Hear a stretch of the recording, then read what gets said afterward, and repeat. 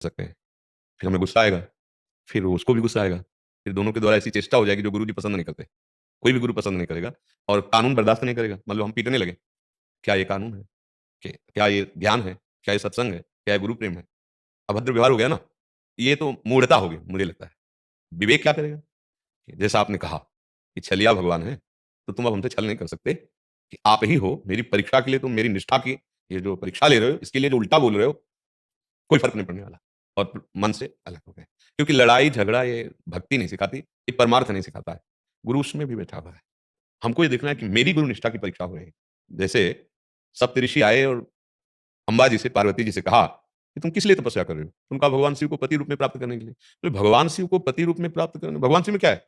चिता की भस्म लगाते हैं, मुंडों की माला पहनते हैं, ना कोई भवन है, ना कुछ। बरगद का बहुत विशाल वटवृक्ष है, उसके नीचे हम तुम्हें बढ़िया दूल्हा बताते हैं। मतलब भगवान शिव की वहाँ, और कहा भगवान विष्णु को आपको। माता जी ने जो कहा, पार्वती जी ने, कि ठीक है, महादेव अवगुण भवन, विष्णु सकल गुण खान, पर जेहिकर मन जैसन रमे, ते ही सन काम। कोटि जन्म लग रगड़ हमारी, बरऊं शंभु न तुरहु कुमारी। सप्तऋषि चरणों में गिर गए, भगवान शिव ने ही भेजा था कि जय हो, जय हो। मैं समझ गया कि आप भगवान शिव की अर्धांगिनी स्वयं शक्ति हो। बस शिव ने ही भेजा था, गुरु ने ही भेजा है।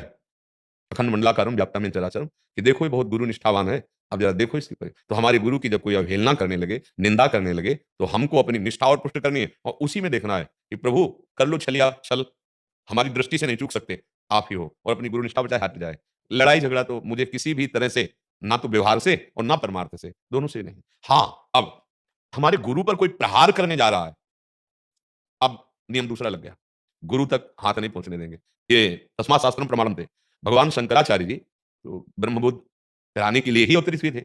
आदि गुरु भगवान शंकराचार्य जी। तो एक भैरव की सिद्धि कर रहा था, कपाली। तो भगवान शंकराचार्य जी के पास गया, वो एकांत में बैठे थे। तो उनसे कहा, भगवान, आप शरीर तो हैं नहीं? बोले, पक्का। तो बोले, आपकी अगर हमें मिल जाए तो भैरव की सिद्धि हो जाएगी, तो आप आदेश करो तो हम काट ले जाएँ, क्योंकि आप शरीर तो हैं नहीं। भगवान शंकराचार्य जी ने कहा, ऐसा, ऐसा ही। पर अभी काटोगे तो सब शिष्य आस-पास हैं। वो बर्दाश्त नहीं करेंगे, तुम्हारा काम पूरा नहीं होगा। कल आना 4 बजे, उस पीपल के नीचे ध्यानस्थ होंगे, आप गर्दन उतार ले जाना। क्योंकि उन ब्रह्मबोध कराने वाले स्वयं भगवान शंकर के अवतार, शंकरम शंकराचार्यम केशवम बादरायणम, शरीर का उनके थोड़ी मोह है। वो सुबह चला, अस्त्र लेकर। इधर नरसिंहाश्रम स्वामी जी गंगा स्नान कर रहे थे, शिष्य भगवान शंकराचार्य।